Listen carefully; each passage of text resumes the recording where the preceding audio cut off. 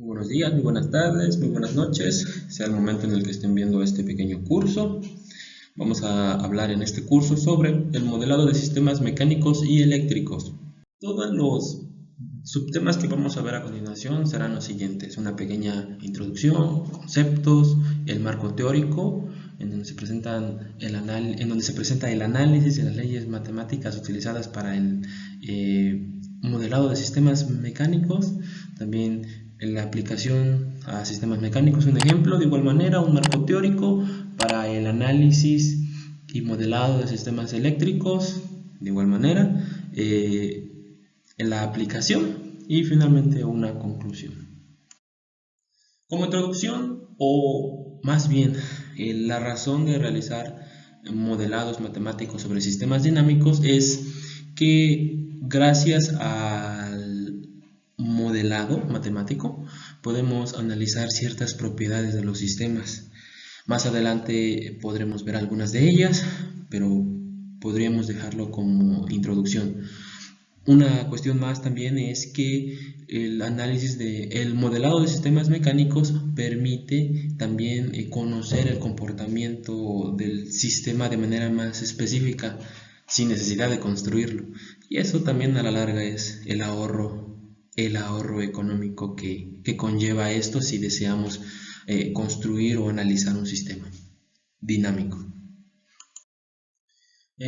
Los conceptos que vamos a utilizar o los mínimos necesarios para poder realizar este pequeño análisis y o interpretación son ecuaciones diferenciales. Como tal, sabemos que las ecuaciones diferenciales representan el comportamiento de cuestiones dinámicas, en este caso sistemas dinámicos eléctricos o mecánicos.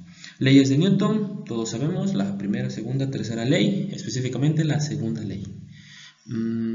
Esto nos va a servir para realizar el análisis y modelado de sistemas mecánicos. Para el análisis y modelado de sistemas eléctricos utilizaremos las leyes de voltaje y corriente de Kirchhoff, la ley de Ohm y diagramas de vectores de fuerza en equilibrio. ¿Qué es el modelado matemático de sistemas dinámicos? Bueno, es representar por medio de ecuaciones diferenciales, en su caso ordinarias, el comportamiento físico de un fenómeno. Para este caso de estudio vamos a representar los fenómenos físicos mecánicos y los eléctricos. Las ecuaciones diferenciales se encuentran en su mayoría entrelazadas, es decir, dos o más ecuaciones diferenciales representan el mismo fenómeno físico.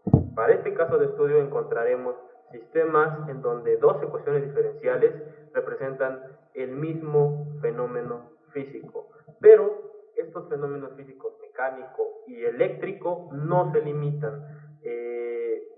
Las ecuaciones diferenciales no se limitan a estudiar estos fenómenos, sino que va más allá. Se pueden estudiar fenómenos electroestáticos, fenómenos termodinámicos, fenómenos electromecánicos, etc. Primeramente responderemos a la pregunta: ¿para qué modelar matemáticamente sistemas dinámicos? Bueno, pues la principal razón es para conocer el comportamiento del sistema mucho antes de construirlo. Segunda, para poder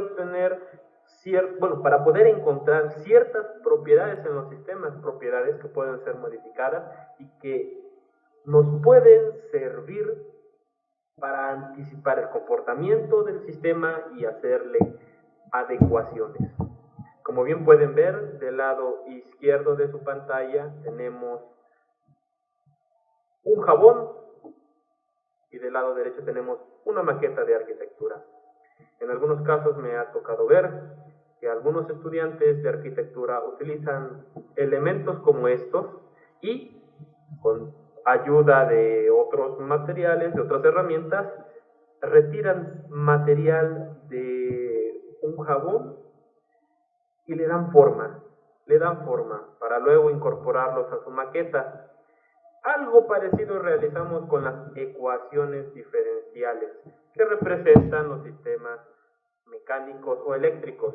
Tomamos una ecuación diferencial que parte de alguna ley física ya establecida y agregándole o quitándole ciertos elementos, lo dejamos de manera que represente nuestro fenómeno mecánico o eléctrico. Para el modelado de sistemas mecánicos, utilizamos las leyes de Newton, primera, segunda y tercera ley de Newton, específicamente la segunda ley, la cual nos dice, y la tenemos explicada en la ecuación 1, la sumatoria de todas las fuerzas es igual a la masa por la aceleración, donde m representa la masa y a la aceleración. Para realizar la representación por medio de ecuaciones diferenciales de un sistema mecánico MRA, nos basamos en la representación gráfica del sistema masa, resorte y amortiguador. Sus constantes son masa, M, resorte, K, amortiguador, constante de amortiguación, C de coco. De igual manera tomamos a X como el punto de partida o de desplazamiento. Si X es nuestra posición del sistema, la primera derivada representará la velocidad y la segunda derivada la aceleración. En la siguiente imagen contamos con dos masas acopladas. Estas masas se encuentran acopladas mediante un resorte y un amortiguador. De igual manera tenemos dos puntos de partida o de posición a los cuales denominamos X1 y X2. La relación que existe entre un resorte y la posición viene dada en la parte superior de la diapositiva, tal que la constante del resorte se encuentra en relación directa con la posición del sistema y la constante de amortiguación se encuentra en relación con la velocidad del sistema. Bueno, como pueden ver en la ecuación número 2, tenemos que la masa 1 por la aceleración 1 del sistema es igual a, en este caso, la sumatoria de todas las fuerzas, pero como se encuentran oponiéndose al movimiento, estas tendrán valores negativos. Cuando se comparte un amortiguador o un resorte, se toman las diferencias de las posiciones y como U favorece el desplazamiento de la masa, en este caso la masa 1, U tendrá signo positivo. Para la realización de la ecuación número 3, que representa el comportamiento de la masa 2, partimos nuevamente de que masa por aceleración es igual a la sumatoria de todas las fuerzas. En este caso estamos hablando de la masa 2 y la aceleración 2. Permítanme pintar un 2. Ok, ahí está. Masa 2, aceleración 2. Y la masa 2 y la aceleración 2 es igual a los valores que se oponen al movimiento. Tenemos K3, tenemos K2 y tenemos B. Todos se oponen al movimiento. Por esa razón, todos tienen signo negativo. Como se mencionó en la diapositiva anterior, los elementos que comparten dos masas se analizan tomando la diferencia entre la masa, la posición de la masa que estamos analizando y la posición de la masa que después ya analizamos. La diferencia de estas dos masas es la que va en relación directa con el elemento, bien puede ser la constante del resorte o la constante de amortiguación. Para el caso de K3, como no comparte ninguna masa más que la masa 2, entonces su relación es directamente con la posición X2. Para el análisis de un sistema eléctrico, el que se encuentra en la figura superior, utilizamos las leyes de corrientes para nodos, ley de voltaje en un circuito cerrado y también la ley de Ohm. En este caso, L representa Henry Ohms y para poder analizar esto dentro de un circuito, lo multiplicamos por la diferencial de la integral respecto del tiempo. R representa los ohmios, multiplicado por la corriente tenemos voltaje y ya podemos analizar al circuito eléctrico. Finalmente tenemos a C representa faradios, y 1 sobre C por la integral de la corriente respecto al tiempo, esto igual también representa voltaje. Ya tenemos los elementos necesarios para realizar el análisis de nuestro circuito. Al multiplicar la corriente por la resistencia tenemos voltaje. La capacitancia, la representación de la capacitancia 1 sobre C por la integral de la corriente tenemos voltaje, y a multiplicar la inductancia, en este ejemplo no tenemos inductancia, pero que en este caso es L, por la diferencial de la corriente respecto al tiempo tenemos voltaje. Entonces de esta manera tenemos voltaje, voltaje, voltaje, voltaje, y ya podemos realizar nuestro análisis de mallas. Tenemos dos mallas, tenemos un voltaje de entrada y un voltaje de salida, entonces finalizaremos obteniendo 3 ecuaciones.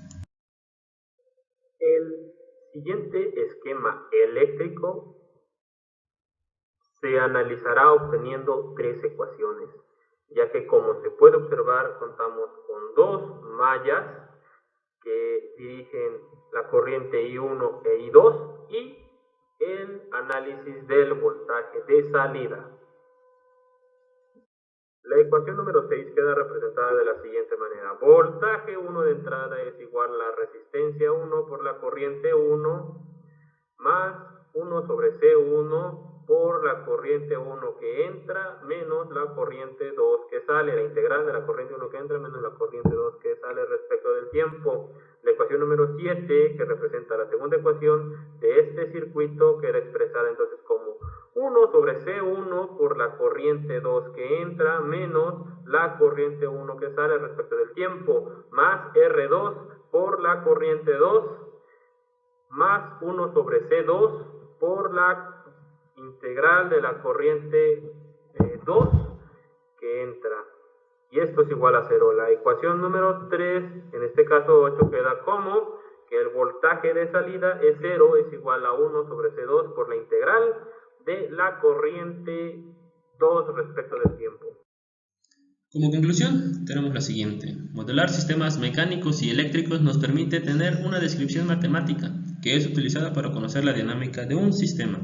Por ello, el conocer propiedades como estabilidad, controlabilidad y observabilidad, específicamente en el área de control, se hacen más sencillas, siendo que las descripciones se deben de encontrar en óptimas condiciones para una directa aplicación de estos conceptos. Finalmente, las referencias utilizadas son las siguientes: Ogata 2010 Model Control Engineering. Y esto sería todo de mi parte. Este video es presentado por el Sistema Ciencia Garza Educativa de la Universidad Autónoma del Estado de Hidalgo.